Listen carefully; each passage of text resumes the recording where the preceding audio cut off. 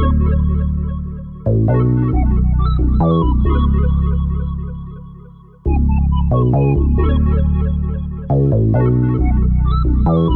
to know what it is Quick is trying to say. And welcome everybody to episode 3 of the Four Tales podcast. I am your host, Kyrun Silva, along with Danny J. Quick in the building. So you finally given up on the two blurs, one comic thing? Yeah, I guess I can't call out two blurs, one comic. You won't let me. I still think marketing wise, it would go great. People would remember it and they would know exactly what we're talking about. But, you know, I'm willing to be the good. What? But yes, they would know exactly what we're talking about. That's why we don't. That's why we're not doing it, man. Stop it. But it fits so well. But you know what?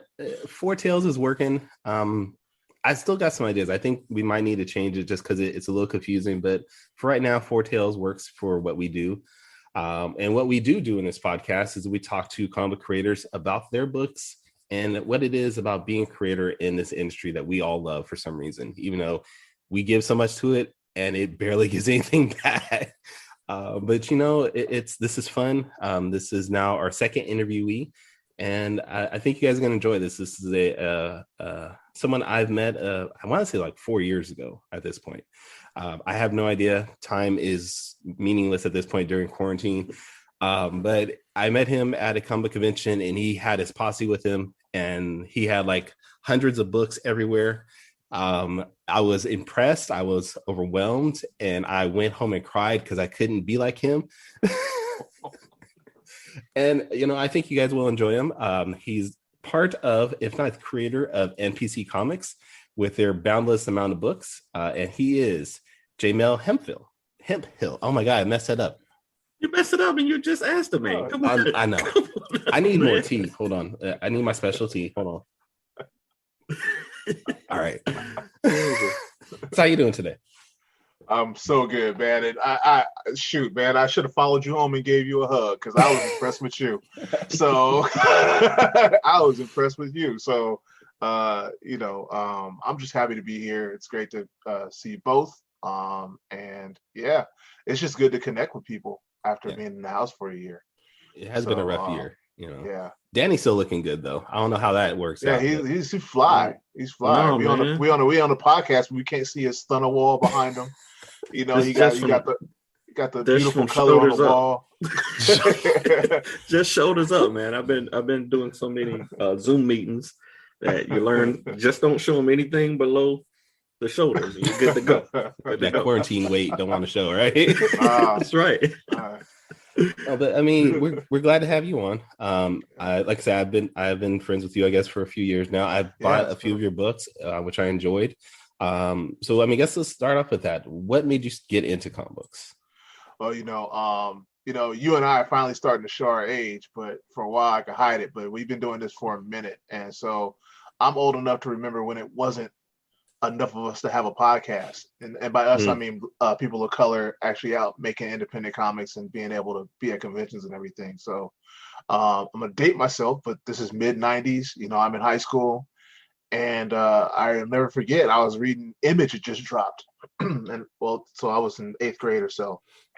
Image had dropped, and I was reading Youngblood, and I thought how cool it was that Rob Liefeld and them had just walked away from like the dream of every comic creator and made their own company. Like, you know, as a kid, that blew my mind.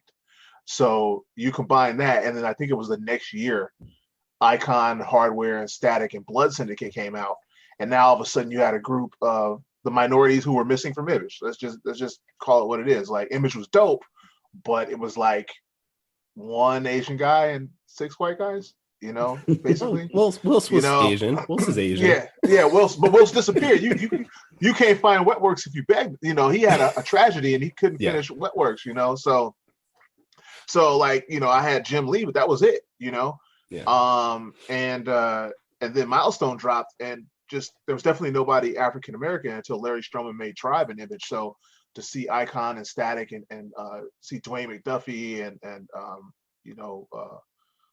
Mike and all those guys like start out and make characters that look like me, it it really sparked something in me. Like I fully give credit to Milestone and Image inspiring me. And I think I was reading Youngblood one day and I was like, you know what? Maybe I could do this. And I just started drawing characters, you know, as we all do when we're kids. Yeah. But over the remainder of high school and then in college, I actually just switched majors. I actually left academic college and went to the Academy of Art in San Francisco with the idea. You couldn't major in comics back then, but I went with the idea of like, okay, I'm gonna use art as my job. And in 2000, after leaving college, we founded the company and failed miserably and had a couple of reboots and restarts. And I think I had just gotten really, really back into it when I met you.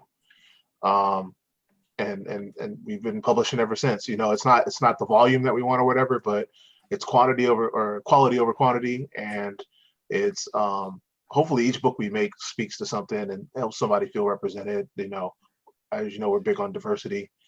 And we just try to make really good stories with every different genre that we can, and just help people feel represented, and you know, treat comics as a medium and not a genre, and just try to make the best stories we can. Now you're saying something that hit me really good, Sarah, is that you failed. Because a lot of people don't want to admit that they fail at something, and you were like, I failed at this, but you kept going. I mean, what forced you, or what made you just keep going? Was it that love for comics, love for creating, or something else? Yeah, or blatant stupidity. Like I you know, like I just can't quit. Like you know, maybe it's, you know, the way I was raised, or you know, just something in me. I try to see things through to the bitter end. Like I have to be utterly, if I can go on, I'm gonna keep trying. I have to be utterly defeated before I like leave something alone. Sounds like a cartoon that I've watched recently. Yeah, you just have to keep going. Like and also I recognize the state of the industry. I mean, up until very, very recently, for most of our lives, distribution was a monopoly. You know, it's very closed. You know, for being such a big business, it's really, if you think about it, run by a very small group of people. Like you think of Marvel, but prior to Disney, Marvel was a room with maybe 100 people in it. If that, you know. Same with DC. It's not like they make all these comics, they make all this money, they have these huge properties that they have are recognized around the world. But the companies themselves aren't that big, you know. For all the money that comics make in TV, in comic book stores and everything, for all that, there's only one distributor, and that distributor only has 5 buyers, and they meet in the room and they were basically deciding the industry, right? Like so. It's not a big business. And so that kind of lends itself to being very insular. So there's this big black box on how do you break into comics? Like if you want to break into Marvel, they don't even accept submissions. So how do you know what I mean? Like no one knows how to work for Marvel or DC. You just kind of just do this until they notice you and put a crown on your head. Yeah. And, you know, if you're black, you know, I don't know, being the best writer on the planet kind of helps. If you're Ta-Nehisi Coates or N.K. Jemisin and you get a prestigious award, you might get a black character. Yeah, you know, like you have to start out of comics to get into comics, basically. Yeah, exactly. And then if you're Ta-Nehisi Coates and you do really good with the black guy, we might give you Captain America, right? Like so, you know, like it's, I'm never gonna get to write X-Men. So if you want to do it, you gotta do it on your own. You saying that is hurtful, bro. Like you just ruined, so like you just crushed Danny's idea of ever writing Batman. Just win a Pulitzer. That's all you gotta do.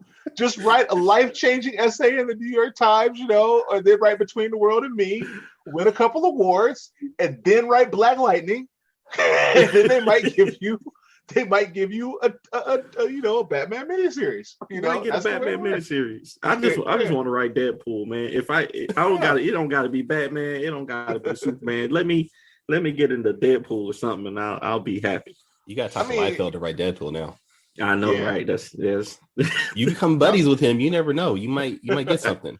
I mean, he's active out here in these streets. So he's one of the nicest people I've ever seen. Like I can't say I'm friends with him or anything, but I've had my table in his proximity at conventions before and everything, and he's just one of the nicest people I've ever met. Now he'll turn on you in an instant if you like screw him over. Is it like especially like on Twitter or something? He'll turn on you in an instant. But he is really nice, and if you go up to him, he'll talk to you. He'll sign almost everything as long as there's not a long line, and he's cool. But he'll turn on you if you had the choice. Did he block you on Twitter, Kyrun? Is that what it is? No. Are you hurt? I don't think so. Let me go check. So I got a question for you. I was perusing your website, npccomics.com, and I like how you have it set up. Your main page is just your logos. You don't see any covers of anything like that. So like I was gonna go through them, then I was like, hey, I'm just gonna buy comics based off of the logo. You know what I'm saying? Like this, I was like, hey, let me see which one of these I like. So I picked out Jennifer and the She-Wolf. Yeah. And I got Earth Sons. Yeah.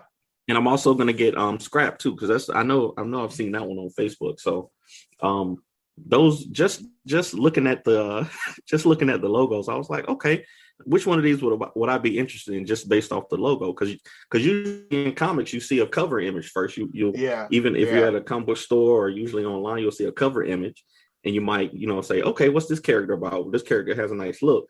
But me as a graphic designer, I always look at logos to see what they say about stuff, and those are the ones that stood out to me. So I thought it was kind of cool that your website is laid out like that. What made you decide to do that?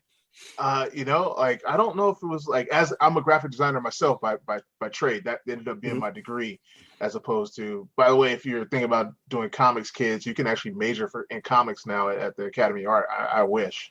Right. But I don't know why I did. I think it was just made it easier to browse. And I know sometimes I thought going simple, as a graphic designer, I think going simple makes things a lot easier because you get a lot of information overload. And if you think about people browsing the internet, it's like the visual bombardment that you get anywhere you go now is insane, right? If you think about walking into a comic book store and let's say you don't read comics, how the heck would you pick anything? Like people, like the talent's better than it's ever been, right? The comics are more colorful than they've ever been. People, they're like, the way we study how to advertise and get people's eyeballs is more meticulous than ever. And so when you walk into a store, there's just all these covers screaming at you, like just color bombardment. Or when you watch TV or when you go to the mall, or everything's Times Square now. So sometimes just throwing out a logo might make it a little simpler. Like we have titles. If this title looks like it's something crazy, or you want to know what the heck that means, click on it, and then there's a description. And that way, like, it's not like just all these covers, and just they can all blend together, especially if you have a lot of action books or something. I'd rather people read the synopsis. At least that's my choice. Like, I try to get people to read the synopsis before they look at the cover, because some of the covers, like if you have a drama comic, the cover may not be action oriented enough for you to really buy in or give it a shot when the subject matter is something that you might really, really want to read. And when you're dealing with different genres and everything, like I look at it more like a bookstore, and like, let's just look at the title and then you can read the author and read the back or something. And, it's like looking at the spines in a bookstore. That's the way I think of it, Yeah, I like it, man. And I'm also a graphic designer. I have my degree in graphic design, so I guess that's why it stood out to me, because I guess we're speaking a similar language. But those two definitely stood out to me. A good logo can tell a lot about a story. So just what I got from seeing those made me want to investigate further. And then I was like, okay, cool, I'll buy these. And as soon as I get them, I'll read them. Cool. I guess I need to bounce out, since I'm not a graphic designer. I'm just an artist, as they say. So should I leave so you guys can like talk graphic design stuff, or what? All graphic design is an art degree where you spend a lot of time on color theory. That's it. Right. That's it. color theory and typography got most of my time, man. Well, since Danny brought up the titles that you have, because you have a lot of books, which for most indie creators, people are happy with 1 or 2 series, but you have 12 series on your company. And I know you don't write all of them, correct? Like, Yeah, no. NPC just want to like put in like in terms of like, just as I go back to my inspiration, NPC is set up like Image.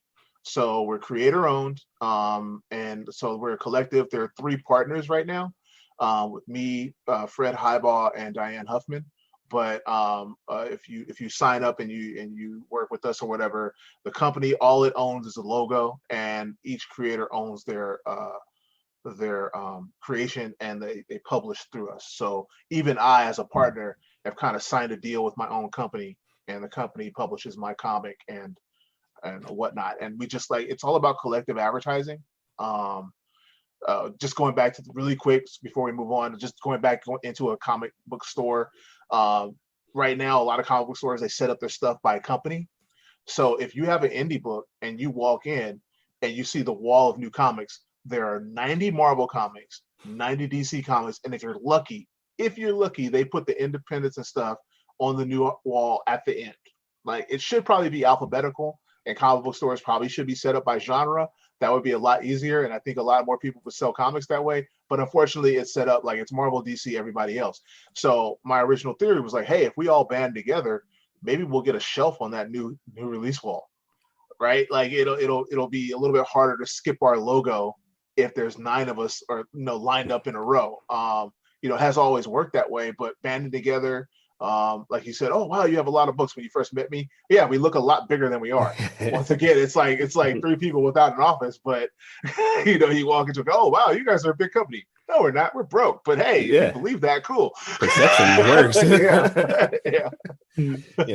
No, I get that, because my local comic shop, it's Empire's Comics, and they set up everything alphabetically, but they actually take a lot of independent creators, and when they get a new book, they actually do put it along with the regular Marvel and DC stuff.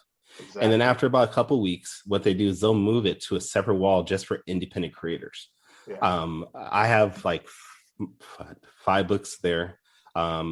Greg Elise has Isnana there, and a lot of independent creators just reach out to him. He's great about getting books and putting them out there and showcasing independent creators from everywhere around the country. So just a quick shout out to him, because he's been very supportive of me. Store owners like that are the lifeblood of independent comics. Because when you put our books, whether it's yours, Kyrun, or mine, when you put them next to as long as we work really hard, and when we put all the effort we can into making things look presentable and professional, they're not going to look out of place next to a Superman. They're not, and if you put them together and people aren't paying attention to the brand in the upper left hand corner, they're going to buy what they like. I was super proud, just to give a shout out, and I can't thank him enough for all the advice he's given me, but James Syme of Isotope Comics here in San Francisco did the same thing for me. He took my book Minute the Mighty, and I think it was a couple years ago during like Free Comic Book Day. He has a little, I don't know if you've ever been to Isotope, but it's like a lounge mixed with a comic book store. So he has a little mini bar set up at the front of the store, and normally the bar is displaying comics, but back in the days when after parties and stuff, he would have mixed drinks and stuff. So you would come to the store and have mixed drinks. Okay. And he on the bar during Free Comic Book Day, I think it was like one of the new Superman when Bendis had first taken over Superman, and he had the Bendis Superman and like Razzle, I think, by Jeff Smith, and then Minute the Mighty, my comic, sitting there. And I thought, wow, thank you for putting me in such a prominent place in your store. But he sold all the copies that I, he ordered like 20 copies, which is a big order, just so people listening. He ordered 20 copies and he sold them all. And it was sitting next to Superman. And at the end of the day, there was a couple Superman sitting there, and my comic was gone. Yeah, I was like, wow. I was like, it really, that's one of those small things that happens, and it's not a bragging thing, but it felt really good to go, hey, you put me next to the #1 character in the world, my personal favorite character, and I sold out. I don't know if he ordered 50 Supermans, but the fact was I still sold. No one ignored me, sitting next to him, and I think that goes for a lot of indie people. They put out a lot of great stuff. And I think it's just that brand loyalty, from the owners, a lot of store owners, and sometimes the fandom not even giving them a chance. They're passing up a lot of great stories. So that's dope.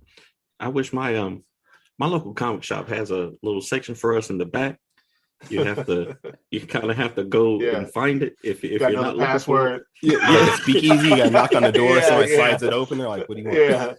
Yeah, blue eyes. Yeah. Oh, okay. But they have a lot of it. They have a lot of us in there. So it's kind of a big section. But if you don't know it's back there, you definitely got to look for it. Yeah. I got something I want to do, Kyrun. I didn't tell you about this before, but I just thought of it, and I want to create I'm about to do a little segment right here with our man Jaimel, just off the top of the head. We're gonna do something I want to call quick takes. Okay. All right. Okay. So I was perusing through your Facebook, right? Yeah. You know how sometimes you just look through. Oh boy. Oh boy. You know how you just look through somebody's picture sometimes, right? Yeah. So I just got a few questions. And I want to get your quick take on it. Like, just give me a minute. I'm going to ask you a question. And just off the top of your head, tell me what you think about it. All right. So, first one is an easy one because it just wrapped up. Falcon and the Winter Soldier. How did you like it? I think it was really good. I think sometimes when you have once again, sorry to all our non-Black listeners, but I'm going to do a Black thing again. But sometimes when you get representation on TV for Black people, or any minority for that matter, but specifically with Black people, there's so few times that we get to see ourselves at the center of a show that people project what they want onto it rather than what the show is willing to give. And I think a lot of people were expecting more of it. I got what I wanted out of it, which was Sam Wilson decided he was going to be Captain America. That was the point. And I think a lot of people are missing, I understand that people wish the Flag Smashers were bigger and badder villains and everything, but just like WandaVision, Agatha wasn't the villain. Grief was, right? Mm-hmm, right. Here, the villain was doubt. That's the villain. Yeah. It's about Sam Wilson getting over his doubts on whether he should or should not pick up the shield and what it represents. He doubts that it could be right for a Black American to be Captain America. He doubts that he's the guy. He doubts all this stuff. And if you notice, all the antagonists, everybody around him, are different views on whether or not he should take that shield. The Flag Smashers have completely given up on nationality. Bucky is the guy who inherently believes that the shield is good and rah-rah, and he needs to pick up the symbol. John Walker is who America really is as opposed to who they think they are. Sharon Carter is the disillusioned vet who's been used, abused, and thrown away. So they're all, and Isaiah Bradley is the Black American who's been mistreated and has given up on even the thought of the dream, who was shattered by the dream. So each one of them is a different representation of his doubt, and then he interacts with all of them and decides to become an amalgam, saying, "I'm going to fight anyway." That's the story. And instead, we were looking for a traditional superhero story. So that wasn't exactly a quick take, but the quick take is I like it. We need like a shot clock on this. If we're going to call it quick takes, like 24-second shot clock. You got 24 seconds to answer. My bad. I'll go for that quick layup. Yeah. We're going to work on that. We want to work on that. But I like it. Kyrun didn't like, Falcon and Winter Soldier. He said that he thought Sam should have been Captain America. I mean, he thought that Bucky should have been Captain America. And but whatever. Okay. All right, let's so we'll move on to the No. We're not gonna move on past that. You gonna throw me? I never said anything like that. And if you want to be honest, if you want to find out my opinion on it, you can go and there's another podcast I was just on. It's called A Podcast for All Intents and Purposes. It's run by a fan of our show. Actually, his name is Dan Bethel, and I actually gave my opinion on Sam and the Winter Soldier. I'm gonna call it Sam now because that's my boy right there. And I actually had a lot of the same takes as Jaimel had. So don't try to throw me under there like that. I saw that you was on there. I just want to throw that out there. Anyway, all right. So quick take number 2. I see that you got on the Run the Jewels shirt. Yes, all right. Yeah. I seen that you posted DMX a while back. Rest in peace, DMX.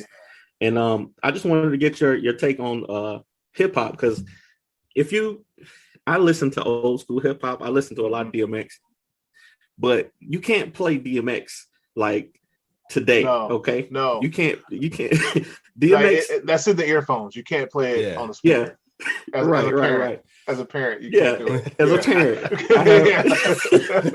DMX was one of my favorite rappers, but he's a rough dude, right? Yeah. So I just want to get your take on DMX versus the current state of hip hop. I think we're overdue for a new musical genre. I think hip hop is stale. Like our parents used to not like hip hop, right? But we could tell them it's a different genre. It's apples to apples or apples to oranges. They had R&B and soul, and we had hip hop. And although there's a lot of sampling, it's two different musical genres. That's now true. it's apples to apples. It's rap versus rap.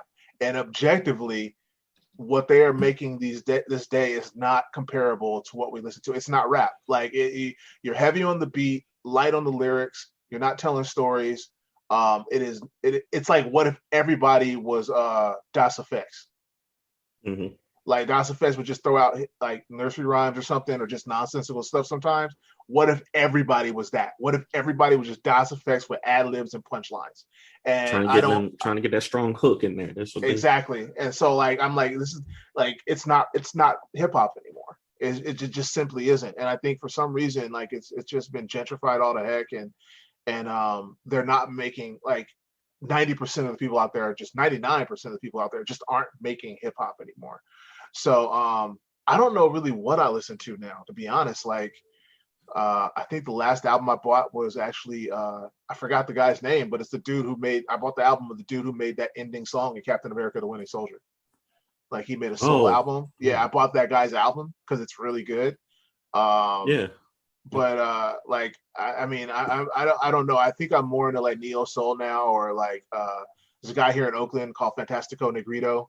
Like I bought his stuff. Like yeah, I haven't bought a new artist in a long time, unfortunately. People specifically rap. I can't think of the last guy. So do people even buy albums anymore? Don't we just stream everything? That's another thing. If you can't make an album, I don't want to listen to you. If all you made it was a song, like that's gonna get me 3 minutes into my art. Like I don't feel like making a playlist. I need you to be able to make an hour of music that takes me on a journey, and I need to be able to listen to it. If you make 12 singles and like they don't like make a cohesive listening experience, it's not worth it. You're all like, I want a side A and a side B that I can flip over. I need get those hidden tracks. I need skits. Okay, wait. I need an intro. Skits, though. I need an outro. I need everything, So I don't know. I just need a whole album. Like I want to get my money's worth. I don't really use Spotify or anything like that. I actually like. You can pry my music, my physical media from my cold dead hands. I buy a CD and then I rip it. And that way, if Tidal decides, if the artist switched from Tidal to Spotify or whatever, it doesn't affect me. I'm listening to my jukebox at home. So I feel it. I'm getting to that point too. There's certain songs that I still listen to, but mostly, like I was just listening to Pimp a Butterfly. Last week, cutting the grass, and like just listen through the whole thing because it's it's an experience. But these singles aren't doing it for me anymore. So we'll come up with a new genre of music that these young folks can have. And exactly, they need a new genre. I think if they invented something new, it'd be great. I think it would be great. But I think maybe it's partially the music industry because they found something that works and is very universal. And they aren't looking for anything new, but I think there's probably some people out there with new sounds and new types of ways of putting music together, and they just aren't getting a lot of traction. Yeah. Kyrun says he only listens to anime intros now, so that Cannon Busters is dope. yeah, it is. Again, why are you throwing lies out like that? That's what you told me, man. To be honest, the only thing I've been listening to right now is Hamilton. I've been stuck on that on repeat for a while. My family hates it. I'll be honest, I love that shit. Great. You listen to the actual the soundtrack or the mixtape? The soundtrack, the whole soundtrack. It's on YouTube for free. yeah. All right, so let me jump into this one then. I saw that you watch sci-fi, right? You watch a lot of sci-fi. Oh yeah, stuff? I'm a big old nerd. Like I've officially become my uncle. I sit here and I watch. I don't know if it's up in SAC or on the East Coast, but there's a new cable channel called H&I, and it shows Star Trek, all the shows like right in a row every night. Yeah, I've officially become my uncle. Yeah, I sit there and I watch Star Trek. If it's the path of least resistance. If nothing comes up on the TV, or maybe there's nothing recorded that I want to watch, or a new streaming service or whatever, I just gravitate. It's like my grandmother watching Matlock. Like I just go and I watch. Yeah, I just put all the Star Trek on. I'm just sitting there like an old dude. You know, I was like, God, I've become my uncle. Like I am. It's easy. I'm Easy, just this man. old man who watches his shows. Me and my wife had we like westerns. We watch old westerns, and we had The Rifleman playing for literally 5 days in a row just on the TV. But anyway, so what I was going to ask you is, where do you put Star Trek Discovery in the ranking of Star Trek series? Here we go. Hot quick take. The first season of Star Trek Discovery is the best first season of Star Trek since the original series. Amen. I agree with you on that. Yeah, like if you think about it, Star Trek shows, except for the original Star Trek, have always been really booty in the first season. The first season's always been terrible. Especially even Deep Space Nine, which is the best one, is still not good in the first season. Discovery was still actually pretty good in the first season. Maybe I didn't necessarily like dealing with the whole Klingon stuff. But still, it was light years ahead of like Enterprise's first season or Star Trek Next Generation's first season. Like it was good. I was enamored with it right off the bat. Yeah, I really like Discovery. I'm enjoying that show. I'm a Trekkie. I'll watch Star Trek all day, every day if I can. Yes. My wife hated it at first, but into season like 2 and 3 of Deep Space Nine, she would start asking questions. She really likes Quark, and she likes Odo. She really likes Odo. So Quark and Odo's relationship was really cool, and that's what got her into it. So now she's kind of we went and watched Voyager together, and then we watched I got her to watch The Next Generation, and but I still can't get her to watch Discovery. She won't watch Discovery with me. So my wife would watch Discovery with me. I started with Deep Space Nine, and I admitted to her that was, in my opinion, was the best of the shows. And now she's like, yeah, I'm not into it. It's like she doesn't want to watch Voyager because it's not it's episodic.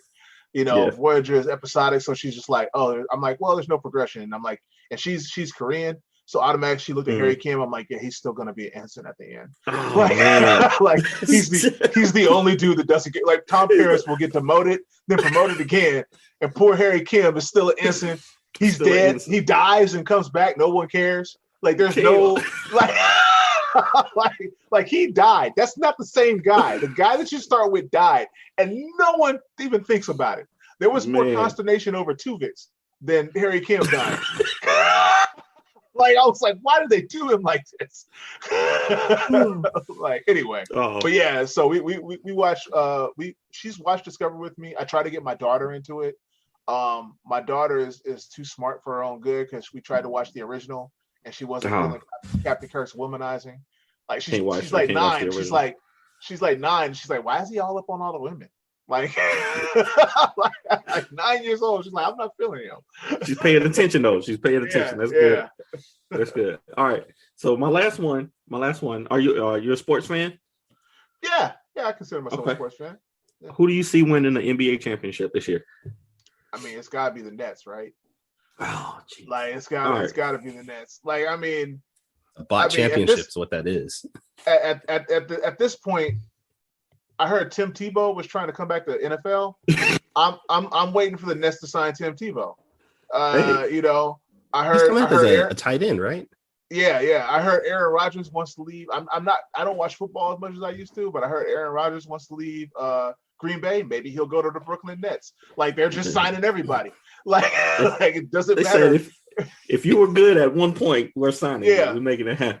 I heard they're trying to sign Michael Jordan. They're just gonna be like, "We'll buy you out from from Charlotte. You don't have to be owner, and we will buy the Charlotte Hornets, and then you come play for us."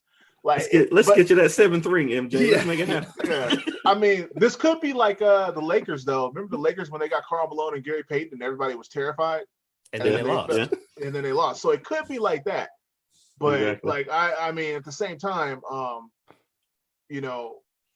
don't know, man. You got KD, and the only thing I can think of is there's not enough balls to go around. Like I could see a thing where James Harden just shoots them out of the game. And you got KD and Kyrie who are very temperamental at the same time. Exactly. Yeah, they want the ball just as much as Harden does. Yeah, but I mean, Harden can't play with other people. Like especially in the playoffs, they're gonna. It's going to get tough for them at some point, and we'll just have to see. But you would think Harden would remember his time with KD and OKC and be like, I don't want to do that again. Yeah.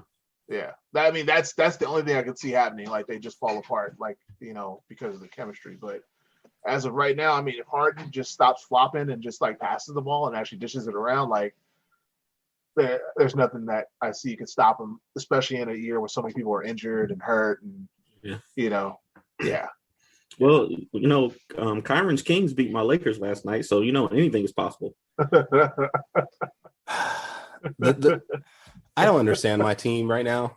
We had aspirations for at least making the playoffs, and then we lose by almost 50 the night before, and then we beat the Lakers the day after. I'm like, what is your problem? Anything is possible. This is truly like it's almost become like the NFL, where like any team could win at any point. Mm-hmm. I mean, as a Warriors fan, I'm just kind of like whatever. I mean, I could see that as far as any team can win any game. But I mean, we still only have like 2 or 3 teams that have the opportunity to win a championship. Exactly. Whereas the NFL, you could say maybe a good 6, 7, 8 teams have a good chance. Yeah. So the parity in NFL is a lot bigger. Yeah. Yeah. But all right, so that's it for me. I'm kick it back to Kyrun. I appreciate you participating in that. No problem. No problem. All right, well, I got one then. Experiment. I got one. And, this is a little bit of a connection that Jaimel and I have, because besides comics, Jaimel, you also, I found out, were into wrestling. Yes. And both of us actually trained to be wrestlers for a while. I did it for a year, and I realized I sucked, and I did not want to do it anymore. And I remember I overheard an interview that you did where you trained, and you actually went up, or you wanted to train with the great Khali. So as a quick take, who is your favorite 80s wrestler, 90s wrestler, and current wrestler? Ooh. In the 80s, it's a tie between Ric Flair and Hitman. Like Ric Flair is the man. Yeah. 90s. I'm gonna go right to the end of the 90s because it's Kurt Angle. Okay. It's Kurt Angle? Yeah, you got to go to the end of the 90s. There aren't really a lot in the mid 90s. I mean, I could have said like Undertaker or something like that, but like it's Kurt Angle. Like Kurt Angle got me into wrestling because I was an amateur wrestler before I was a pro wrestler, and I knew who Kurt Angle was from the Olympics. And then he showed up, and it was kind of happened almost at the same time that my buddy signed up for training at APW. And I was like, I'm not doing that fake stuff. Once I found out wrestling was a work, I kind of got hurt like a lot of kids. And but seeing Kurt Angle, I was like, I want to be like Kurt Angle, and that got me to go. Actually, it didn't change my mind, but I was like, okay, if a legit person like Kurt Angle can do this, maybe I could try it. What am I turning my nose up for? And so then I went in and talked to Donovan and all that stuff and signed up. And current wrestler, I gotta be honest, like this isn't gonna be super current because it's hard for me to watch wrestling now because I'm not wrestling anymore, and it makes me feel hurt, especially when I see people I know or people that I help train like on TV. Like I want to see them do well, but then like I'm hurt that I'm not there with them. So I'll probably say The Miz. Okay, that's a good choice. I think when it's all said and done, he's going to be like, he'll go down as probably one of the greatest heels of the 21st century. Like, wow. Like if you look at him, he's consistent. He's always like in there. He's so consistent, so steady. He doesn't get hurt. He wrestles smart. He wrestles safe. He's entertaining every time. And for a guy who just like, I got a lot of respect for a dude who showed up in the real world and said, I'm going to do this. And then not only goes in there, but does it and becomes really good at it. And I don't think he gets enough. I don't think he gets enough credit. And I think no one's going to realize it until he retires. Yeah, and that is cool that you're right. He started off as an MTV's reality character, basically. Exactly. And then he's like, I'm going to become a professional wrestler because I love it that much. And he is one of the bigger stars right now. So yeah, I don't know about biggest heel. I mean, I don't know about I'm just saying one of the best heels. He's going to, all I'm saying is one of the best heels. I don't think he's going to, but like, if you look at his track record, he is so consistent. I don't know why they haven't just put I mean they have put the belt on him, but he's always been transitional or something like I don't know what it is. Like he's never broken through that glass ceiling to be like the guy, and that's really hard to do when you're stacked there with a generational talent like John Cena or The Rock. It's hard to do. But like if you look at him, he is super consistent, super talented. Mhm. He never really has a stupid or bad match. And like as the heel, a lot of that a lot of credit for each match he has goes to him when you're working a heel. So like when you take it all in, I think it's gonna be those things where you have to go back and look back. You know, like when you're like in the moment, you're like, he's just the Miz. He's mid card, whatever. But when it's all said and done and you're missing him, and all of a sudden you don't have that super consistent person who's like an above average heel, I think people will really notice. Like I think people are really going to notice. Yeah, I mean, I think he'll get this. I think he'll get his time, and he has one thing that Vince loved. He has that look, and Vince loves certain looks, so he'll get his chance eventually to be the man. But also special shout out to the guy who trained me, Brian Danielson. So like he's awesome. Yeah. Now I'll give a special shout out to the guy who trained me, the Big Ugly. So yes, JD, JD, I love Bishop. JD. Yeah. Yep. Yeah. I'll give a special shout out to the guy who trained. No, I'm just playing. I haven't watched wrestling since probably Stone Cold and The Rock and them were really active. But that was a good time. It was a special time. Yeah. All right. Well, that was Danny's quick takes for Four Tails podcast.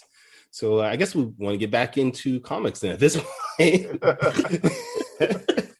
That's what the show is about, right? That wasn't quick though. That was Danny's long take. Yeah, that's my bad. I can't give a short answer. It's really hard. I'm a writer, Danny. You should have set me up. That's my fault. I should have known. You don't just be throwing stuff out there like in the middle of, don't warn me or nothing, so I can help out. I sent you a text message in the middle of your thing. All right, it's terrible. And now a word from our sponsor. And now we go right back to the show. Well, let's get into your comics, specifically certain comics, because you have your newest title out, Scrap. Yeah. What's that all about? Scrap is awesome for people who like martial arts, or if you ever read any of the Udon comics, like Street Fighter or any of those like fighting style stuff. It's made by Fred McKinstry, who used to be a still is a nerdcore rapper, Juice Lee, and he's created a comic that is based around MMA, and it's the story of a young woman named Shannon Noble, who's kind of like maxed out in terms of what she can learn from traditional martial arts and decides to take up MMA. And it's just the story of her journey, not only into MMA, but also into like a wider world. And there are some other like fantastic elements. And I say fantastic, it's not in great, but as in like supernatural type stuff that come into it. And I don't want to give away, too much of the story, but it definitely goes in. And if you like Street Fighter or actually, I'm going to say Street Fighter. I was going to say or MK, but it's not like Mortal Kombat. It's more like Street Fighter or Tekken. And Fred is big into MMA himself. He's been taking Brazilian Jiu-Jitsu for about 10 years. And that's part of his love of Brazilian Jiu-Jitsu is what brought about this comic and this story. And so the fight scenes are actually choreographed by Fred. He works really close with his artist to make it very realistic. Note to self: don't mess with Fred next time I see him.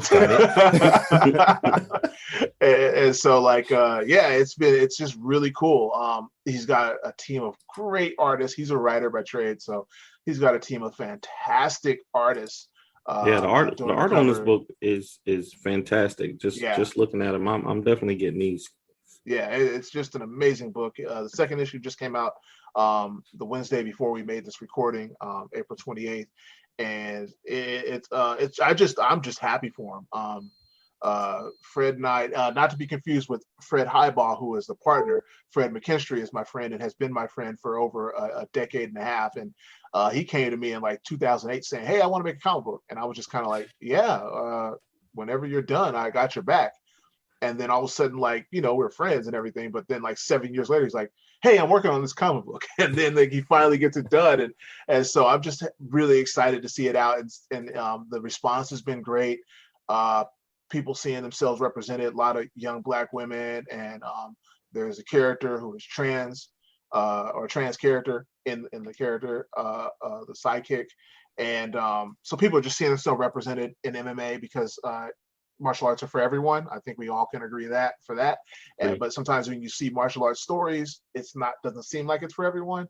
So just people who are really enthusiastic about seeing their art, in comics and represented like truly and seeing themselves on the page. So the response has been amazing, and I'm really looking forward to seeing where the story goes. I've been lucky enough to help Fred. I'm his editor, so I've been lucky enough to see the coming scripts and everything. And gosh, it's going to get really exciting. So nice. Yeah. Now, out of all the books that you are distributing outside of yours, because you wrote Blackjacks, right? I created Blackjacks and wrote the start of it, but I'm not writing the series. I'm just writing Men at the Mighty and Sun Lar, and then I have a new one coming out later this fall. So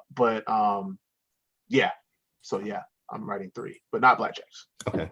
Now I have Men at the Mighty. I don't have Sun Lar yet.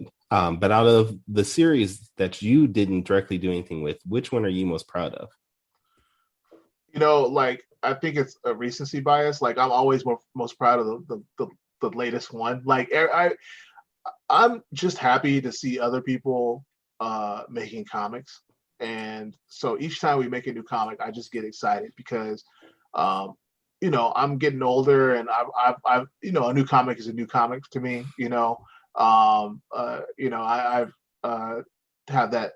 I used to love taking it to my parents. Like, that was it. Like, I used to love, even though I'm a grown man, my favorite thing was like just taking my comic to my parents and go, look what I made. Like, it's the same as when I was 10 and I drew something. Like, look what I made. And so that's where my joy comes from. So I don't get to live vicariously, or I don't get to experience the feeling of first seeing something you created printed up. Like, I've already had that experience. So I love living vicariously through anyone who's new, and then printing something. I love printing it up and handing it to them physically, like for the first time. Like, that's like my joy. So the thing I'm most proud of is like whoever I got recently to do that for. But I like all our books. I surround myself with people I think are more talented than me. So I think every book is better than mine. So no, it's true. I remember when I was part of Big Tree Comics and we distributed books, I had 4 issues I did on my own.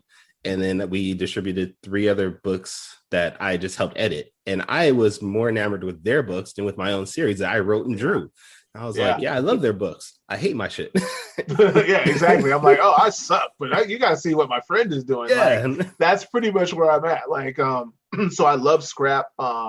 Fred Highball, who was a partner, he's got this book called Boom Unit coming out. I think it's going to be an amazing book. Like, if there was ever a book where I knock on wood, I don't want to count my chickens before I hatch, but there was ever a book where I was like, oh, this could be an awesome cartoon. The moment Fred came to me with Boom Unit, I was like, oh yeah, like, we need to get this book done and then go to Adult Swim or something, like, and see or Nickelodeon and see what they think. Because I'm super excited about that. Diane Huffman has Wax, which I think is gonna fill a niche that a lot of people have been maybe didn't even know they were missing. But like, if you like Veronica Mars or Nancy Drew or Buffy or anything like that, Wax is right there. Like, and like, it's really, really good. And I'm super excited to see what she does in her second arc. We've already planned out a second arc for that, and so I think it's going to be really good. I just like every book we make. Like, I just think they're all good. Like, I really do. Awesome. Well, going back to what you're thinking about making one of your series into a cartoon series, because I've always wanted to see Danny's. Sorry, I got a hiccup here. I've always wanted to see Danny's books as a live action series.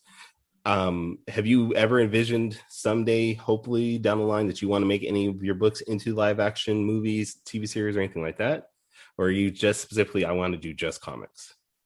Because there are people that say, I don't want to do anything but comics out there too. Yeah. And it's funny because depending on when you ask me that question, you get 2 completely different answers. If you asked me 10 years ago, I'd be like, yeah, I want my comics to be in every kind of media. And I was willing to do that.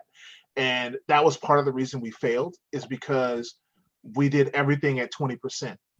If you went to the NPC site in 2007, 2008, there were podcasts We had web comics. We had an Xbox license, and we were trying to make video games for Xbox Live with our characters. And we were thinking about doing an animation studio. And we actually had a holding deal with Jim Henson Productions in 2005 and 2006 for a development of a book we had back then called Special Ed. So we were trying to do everything, and that's part of the reason we failed, because you can either do one thing really well, or you can do everything at 20%. And on the independent level, those are the two options. You know, once you get a bunch of money, and I think too many people come into this saying, I'm going to be Marvel, and because they have their characters everywhere, I'm going to have my characters everywhere, and I'm going to do all this stuff, and then you end up not doing any of it. You end up with like one issue because you're trying to do everything. So when we actually, the company like disbanded for a little bit, I had a personal loss, and then I got married and had a kid, so the company took a break. And then when we got back together, one of the things I resolved was that I'm going to make the best comic books I can. There's so many people who buy indie comics and they don't get the end of the story, you know, because, you know, life happens and we don't get it. So I was like, I'm going to make the best comics I can. I'm going to make complete stories so that when you get it, you know, you get your you get the full story. So the comic books are done. I'm going to get them to trades so that I can get them into libraries and get them into bookstores, and then I'll see if anybody wants anything else about it. And that's pretty much where I'm at right now. I want to make the best comics I can. I want to get as many ideas out as I can. And then if somebody comes to me and says, hey, I'd like to turn that into a cartoon, I'd be willing to talk about it, as long as I had, you know, could be involved and have a little creative control and make sure the message gets across. But I don't think that I would personally animate anything, or I would turn it into, I don't think I'd shoot a pilot and take it around. I think I would let someone else do it. I see Zob just came up on Kyrun's background because that's a dope character. That's someone I'm really excited about. I did tell him that, man. I did that a couple years ago. I wasted my money, and I shouldn't say wasted. I put down an investment on this in animation, and it was a good amount of money, and it's great. It looks great, but I have nothing I can do with it at this point. I use it as promotional things here and there, but I'm like, I had this idea. I'm gonna make this into animation, and somebody's gonna like it, and they're gonna want to turn it into a TV series or something. And I'm like, well, now I've made it. What do I do with it? So I get what you're saying, that, you know, you have these ideas that you are floating in your head, and then you try to execute it, and it doesn't come out the way you want it to. Yeah, I mean, that's beautiful. I mean, I don't know if no one can see it just yet, but I mean, I think I remember you putting this online. Right, I think you put this online. I thought it was beautiful, and I'm like, yeah, this is dope. And like, I'm not saying no one should do it. Once again, I would never say I'm doing this, so you should just be like me. That's silly. But it was just, I realized how much I was biting off. I was biting off way more than I can chew. Like, we had 4 podcasts, and I was editing all of them, and they came out, you know, staggered during the week, so we had actual programming, and like I was like you know, just being the guy who ran the website as well as trying to make your own comics, and then you try to do all this stuff, it was all funneling through me. And so I was like, you know what, doing all of this and trying to do it at a level that was what I felt was professional, so that, you know, you're putting out good product. I just couldn't do it. And I was like, you know, and I didn't finish any comics for like 3 years, you know, because we were doing all this other stuff. And I was like, yeah, I got in this to draw a comic book. Like, I want to help other people and I want to do all this cool stuff, but kind of defeats the purpose of I'm not actually making a comic book, you know? So, yeah, I think like I just had to take a step back, and who knows, in another 2-3 years, you know, if we have a bunch of titles and everything, and you know, I'm at the point where I'm actually putting stuff out that I created this century. You know, maybe my idea, my mind will change again. But right now it's like, no, I've got a backlog of ideas that I really want to get out, and I just want to make the best comics I can. Well, we thank you then for at least telling us about your books. I mean, Danny, do you have any other questions for this man? He seems like he's willing to answer anything at this point. Pretty much open book. No, man, it was nice getting to know. Like, I know you and Kyrun know each other, but this is our first time talking. Yeah. You know, so it was nice getting to know you. We got some stuff in common, man. So I'm gonna keep in touch with you if you don't mind. Always, no, don't mind at all. All right. Well, I got one more question, and this will be the last one, and we'll let you go. And this is another thing that you and I have in common. When you found out that you were on the IMDb page, how many times did you actually look at it and tell people that you're on IMDb? Because I know when I found out I was on it, I was like, what? And I started sharing it for no reason. I gotta be honest. Today I learned that I'm on the IMDb page. Oh yeah, I did not know that. I did not know that. See, I do my research on these things. I don't just come out here. Yeah, it was for it's Voices of Creativity for Jaimel Hemphill, comic book artist. This is for something you did in 2014. Yeah, it was just a little interview. Like I remember doing that for a school down in like Long Beach or something. I'm big on like visiting schools and being like doing like career days and stuff. Shout out to Maury Turner, creator of We Pals. He was the first person to get me interested in comics because he would come to schools in the Oakland area. I'm kind of dating myself again because We Pals is a comic strip that I think it disappeared in like the early 2000s because he retired. But Maury Turner would always come to all the schools and do drawings and talk about his job and everything. And I'll never forget him coming to Howard Elementary in East Oakland and drawing his characters from the comic strip. And he drew them live for us. And like I was so enamored with these characters that I saw in the newspaper every day, just being created in front of me. And I think that was the first time where he put the bug in. I know he's the one who made me want to draw. Period. And then Dwayne McDuffie and the guys pushed me over the edge into actually making comics. But I love to draw because I saw Maury Turner drawing. So I try to Maury Turner, by the way. Yeah, rest in peace. Yeah. So like I always give back. Try to do the same thing for other kids that he did for me in my own little way. So if I have a chance to go and talk to a school, I'll do it. And I think I'm pretty sure that's what that is. But IMDb listing, crazy. Hey, yeah. I try to give you all the information I can. Yeah. All right, Jaimel. Well, this has been fun. I appreciate you coming out. And where can our listeners find your work? As always, you can go to npccomics.com. We're also available on Comixology. We are figuring out our physical distribution because, like I said, I was making a joke the other day. We're not in Diamond, but like, who is these days? So there's a lot of options now. Exactly. So we're figuring out our distribution. We should have an answer for that in the next 30 to 60 days. Just keep it locked to npccomics.com. We're NPC Comics on all social media. And your local comic book store can always order us still. So, you go in your local shop. We do bulk orders. We do direct shipping. You can order directly from us. If you like digital, go to Comixology. Yeah. Nice. All right, Danny. Where can everybody find your work and you? Oh, the Ace Blade, man. Just like Jaimel said, on all social media, the Ace Blade. All right. And you can find me at tauruscomics.com. I'm on Instagram, Twitter. I think I'm on Tumblr, just Taurus Comics. But you can also find I can't do Onlyfans. Nobody subscribed to my Onlyfans. So actually I have a shirt. How they gonna know if you don't promote it? If you don't tell people about it, they're not gonna subscribe. My OnlyFans is Taurus Comics also. Now I have a shirt I designed I made that says please buy my comic because no one subscribes to my OnlyFans. And I'm gonna wear that at conventions.